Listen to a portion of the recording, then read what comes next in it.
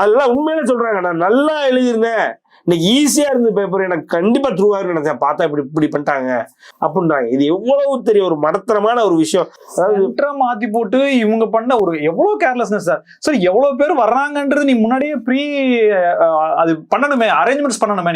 நீங்க double check validation என்ன sir? Double check validation என்ன? இப்ப நாளைக்கு எக்ஸாம் நடக்க போது இன்னைக்கு சாயங்காலம் எடுத்து நீங்க பாத்துருந்தீங்கன்னா பசங்க நீங்க ரெடி பண்ணிருக்கலாமே.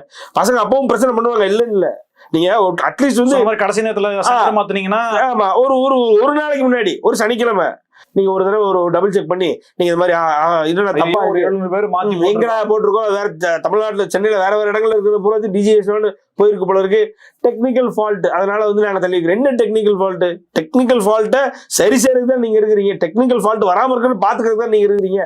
ஒரு அரசு இயந்திரம், ஒரு நீங்க அரசாங்கம், சரி ஓகே கம்ப்யூட்டர் டெக்னிக்கல் ஃபால்ட் எல்லா இடத்துலையும் நடக்குது, நடக்காம இல்ல, அதனால வந்து எவ்வளவு பெரிய பின்விளைவு வருதுன்னு யோசிக்க வேண்டாம். நீங்க எவ்வளவு சாதாரண விஷயம் அது. ஒரு என்ன சும்மா இன்னைக்கு இல்லை நாளைக்கு வாங்க அப்படின்னு சொல்லி நீங்க இந்த எப்போ போனாலும் வரவேற்ற வெளில அனுப்புவீங்க, அந்த மாதிரி விளையாட்டாது. அப்படிலாம் இந்த சேவை இல்லைன்னா எப்போ பார்த்தாலும் வெளில அனுப்புவீங்க, அந்த விளையாது. இது எவ்வளவு பெரிய முக்கியமான ஒரு எக்ஸாம், அவங்களுடைய வாழ்க்கையை சம்பந்தப்பட்டது. இதுல எவ்வளவு பெரிய எதிர்பார்ப்பு இருக்கு, எவ்வளவு பெரிய ட்ரீம் லட்சியம். நாளைக்கு நீங்க ஓகே ஒரு 10 நாள் கழிச்சு எக்ஸாம் வைக்கிறீங்க, அப்ப டஃபா இருந்தது அப்படின்னா இன்னைக்கு ஈஸியா எழுதலன்னு எனக்கு எப்படி இருக்கும்?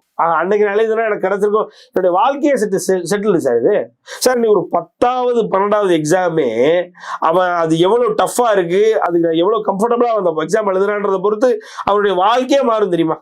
10th 12th உங்களுக்கு கட் ஆஃப் ஆகுது எவ்வளவு இருக்கு. அப்போ நீ எக்ஸாம் எதுக்கு எழுதுறாம வேலைக்காக தான் எழுதுறானே, அவன் நல்லா எழுதிருக்கான்றான், அவனை எழுதுனா பண்ணி இல்ல நீ எழுதுனப்புறம் ஜெல்லாது முதலே கோட்டப்புறம் அழிச்சிட்டு முதல்ல எழுதுனா அப்படின்னா எப்படி இருக்கும்?